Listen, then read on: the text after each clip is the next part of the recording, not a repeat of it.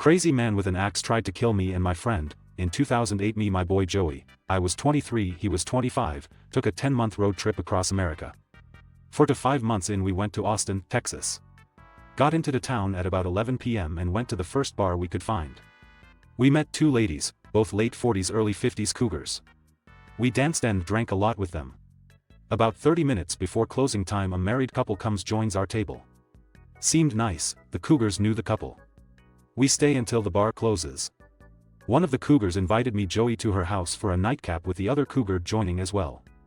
Obviously we went, with me driving following her brand new red BMW convertible. We pull into this ungodly beautiful gated neighborhood with mansions galore. We get to homeowner cougar's house and it's crazy nice. So the four of us are out on her back patio drinking wine. 15 to 20 minutes after getting there, the married couple that joined us at the bar walks over. They were apparently the next door neighbors. Married couple tells Joey they own